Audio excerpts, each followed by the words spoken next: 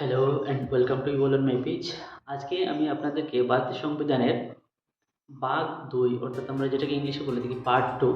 আমরা সর্বমোট জানি যে ভারতীয় সংবিধানে এখন 25 নাম্বার অফ পার্টস রয়েছে, অর্থাৎ 25টি ভাগ রয়েছে। এই 25টি ভাগের প্রথম যেটা ভাগ ছিল সেটা আমি আগের ভিডিওগুলোতে আলোচনা করেছি। তো যদি আপনারা না দেখে থাকেন তবে এই প্লেলিস্টে দেখে নিতে পারেন।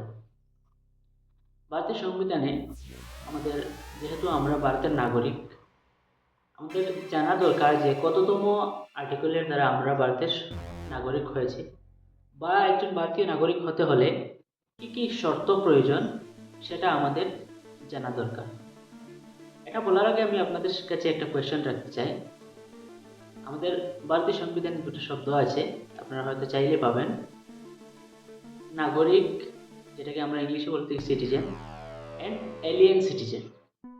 তো আমরা সাধারণত এলিয়েন যেটা বলে থাকি সেটা কি, আর এই এলিয়েন সিটিজেনশিপটা কি, সেটা যদি জানা থাকে কমেন্ট বক্সে ড্রপ করুন। যদি জানা না থাকে তবু অসুবিধা নেই, এই ভিডিওতে আপনাদের ক্লিয়ার হয়ে যাবে। তো চলুন দেখে নিই আজকের ভারতীয় সংবিধানের পার্ট ২, যেটা পার্ট ২তে সর্বমোট যে আর্টিকেল রয়েছে সেই আর্টিকেল হলো, স্টার্টিং হলো আমাদের আর্টিকেল নাম্বার 5 থেকে এবং শেষ আর্টিকেল হলো 11। তো প্রথম যেটা আর্টিকেল নাম্বার 5 আমরা দেখব, আমি সেটা আপনাদেরকে প্রথমে পড়ে শোনাচ্ছি। এই সংবিধানের প্রারম্ভে প্রত্যেক ব্যক্তি যাহার অধিবাস ভারতের রাজ্যক্ষেত্রে এবং পয়েন্ট নাম্বার 1, যিনি ভারতের রাজ্যক্ষেত্রে জন্মিয়াছেন, বা পয়েন্ট 2, যাহার পিতামাতার মধ্যে যে কেহ ভারতের রাজ্যক্ষেত্রে জন্মিয়াছেন, অথবা পয়েন্ট নাম্বার 3, এইরূপ প্রারম্ভে অব্যাহত পূর্বে তিনি অনন্য 5 বছর ভারতের রাজ্যক্ষেত্রে সাধারণত বসবাস করিয়াছেন, তিনি ভারতের নাগরিক হইবেন। দেখুন, এটাকে যদি আমরা অ্যানালাইজ করি, প্রথম যেটা পয়েন্টে বলেছে যে যিনি ভারতের রাজ্যক্ষেত্রে জন্মিয়াছেন, অর্থাৎ যদি আপনার জন্ম ভারতের ভিতরে যে কোনো একটা স্টেটে হয়ে থাকে তবেই জন্মসূত্রে আপনি ভারতের নাগরিক হতে পারবেন। সেটা আপনার আর্টিকেল 5-এ বলা হয়েছে, আপনি সিটিজেন হওয়ার প্রথম শর্ত সেটা। দ্বিতীয় শর্তে বলেছে যাহার পিতামাতার মধ্যে যে কেউ ভারতের রাজ্যক্ষেত্রে জন্মিয়াছে।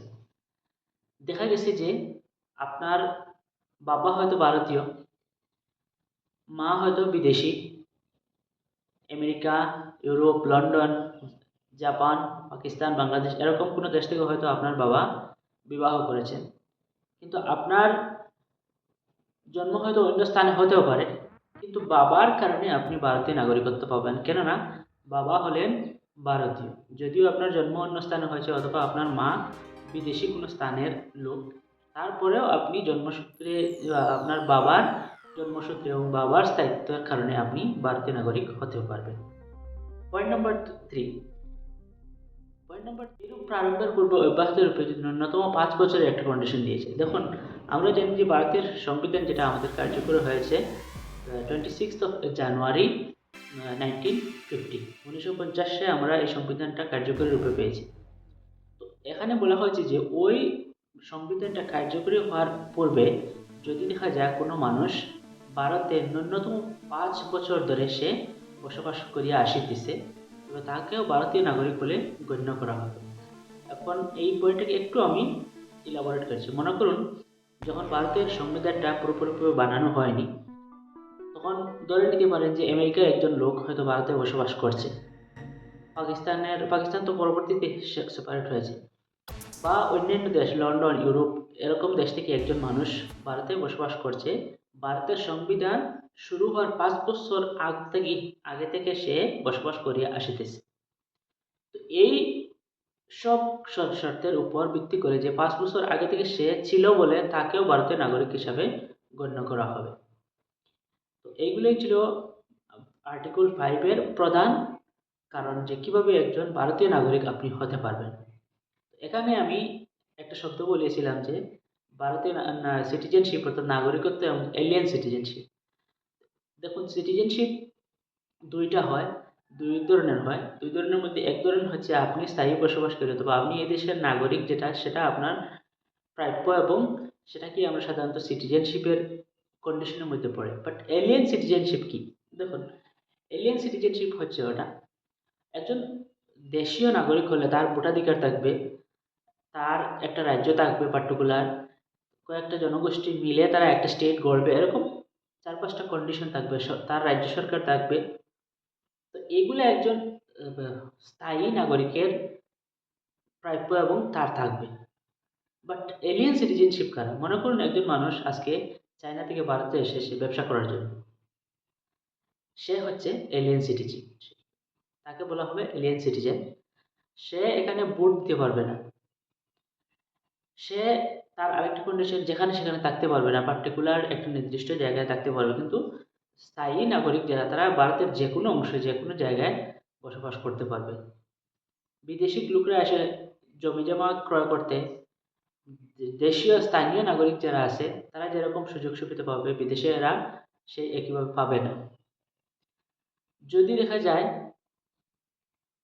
ভারতে চাকরি দেওয়া হবে, সেই ক্ষেত্রে দেশীয় নাগরিককে প্রাধান্য বেশি দেওয়া হবে, বিদেশির সাথে বৈষম্যতা করা যেতে পারে বা যাবে, বাট দেশীয় যারা নাগরিক রয়েছে তাদেরকে বৈষম্য করা যাবে না। তো এই যে স্থায়ী নাগরিক যারা, তাদেরকে আমরা সাধারণত ইংলিশে বলে থাকি সিটিজেনশিপ বা সিটিজেন। আর এইরকমভাবে ব্যবসা সূত্রে বা বিভিন্ন কার্যকলাপের মাধ্যমে যারা এক দেশ থেকে অন্য দেশে আসে তাদেরকে বলা হয় এলিয়েন সিটিজেনশিপ। এখন এলিয়েন সিটিজেনের মধ্যে আরেকটা শব্দ রয়েছে এনিমি সিটিজেন। এনিমি সিটিজেন কোনটা আবার হয়তো মনে আসতে পারে। দেখুন, এনিমি সিটিজেন যেটা, সেটা হচ্ছে সাপোজ আমাদের ভারতবর্ষে এই মুহূর্তে ভারতের সুসম্পর্ক ভিন্ন দেশের সাথে আছে, আবার কিছু দেশের সাথে সুসম্পর্ক নেই। যেসব দেশের সাথে সুসম্পর্ক নেই এর মধ্যে একটা বলে দিতে পারি পার্শ্ববর্তী দেশ পাকিস্তান অথবা বাংলাদেশ, আমাদের এত সুসম্পর্ক নেই। তো কিন্তু রাজনীতির ক্ষেত্রে বা কূটনীতির ক্ষেত্রে আমরা জানি যে প্রত্যেক দেশের অ্যাম্বাসেডর হিসেবে বা কোনো দেশের স্থায়ী পদ গ্রহণ করার পর প্রত্যেক দেশের নাগরিক একজন একজন করে অন্য দেশে পাঠানো হয় সেই দেশের সমন্বয় রক্ষার্থে, এবং সেই দেশের কি প্রেজেন্ট সিচুয়েশন আছে সে এক দেশ থেকে অন্য দেশে খবর রপ্তানি আমদানি করার জন্য বা বিভিন্ন আরও কাজ রয়েছে, সেসব সূত্রে প্রত্যেক দেশে একজন নাগরিক অন্য দেশে পাঠানো হয়। এখন আমাদের সুসম্পর্ক হয়তো আমেরিকার সাথে ভালো রয়েছে, আমাদের দেশ থেকে একজন নাগরিক হয়তো আমেরিকাতে গিয়েছে, সে আমেরিকার জন্য এলিয়েন সিটিজেন। আমেরিকার একজন নাগরিক আমাদের দেশে হয়তো আছে এইরকম কাজের জন্য, সেও এলিয়েন সিটিজেন। বাট যেহেতু আমাদের পাকিস্তানের সাথে সম্পর্ক নেই, না থাকার দরুন তাদেরকে বলা হবে, আমাদের দেশ থেকে যদি এখানে কেউ যায় তাকে বলা হবে এনিমি এলিয়েন সিটিজেন। আর যদি ওই দেশ থেকে পাকিস্তান থেকে কেউ ভারতে আসে এই ধরনের কাজের জন্য, তবুও তাকে বলা হবে এনিমি এলিয়েন সিটিজেন। আশা করি আর্টিকেল 5 যেটা আপনাদেরকে কিছু হলেও বলতে পেরেছি। যদি আপনাদের ভালো লেগে থাকে চ্যানেলটিকে লাইক, শেয়ার অ্যান্ড সাবস্ক্রাইব করে পাশে থাকবেন, অন্যকে দেখার সুযোগ করে দেবেন। যদি ফেসবুক থেকে দেখে থাকেন পেজটিকে ফলো করবেন। ধন্যবাদ।